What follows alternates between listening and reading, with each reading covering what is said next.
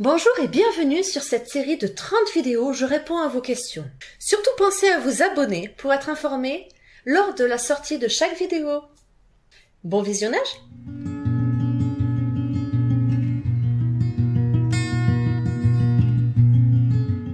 Quelles sont les questions que je peux poser à mon entourage pour aider au diagnostic du syndrome d'Asperger? Les questions à poser à votre entourage pour aider à votre diagnostic sur le syndrome d'Asperger.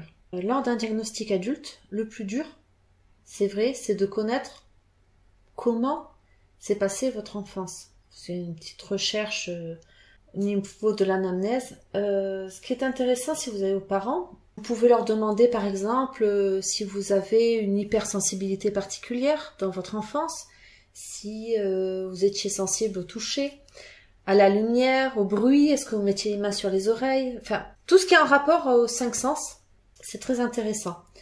Ensuite, est-ce que vous avez tendance à parler d'un sujet qui vous intéresse particulièrement?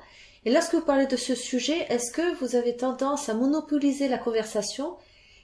Et est-ce que vous arrivez à vous rendre compte que vous dérangez?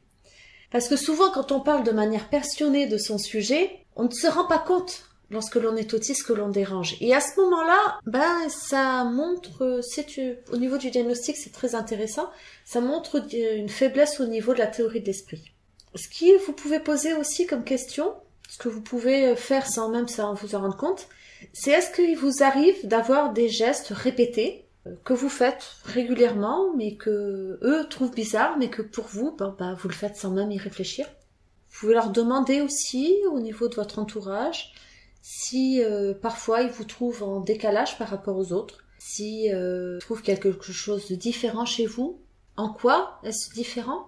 Lors d'un diagnostic au niveau du syndrome d'Asperger, les 3 principales champs sur lesquels vous allez être questionnés, ça va être sur votre type de communication, sur la compréhension de votre communication, sur vos gestes stéréotypés, donc les gestes à répétition, et sur vos centres d'intérêt.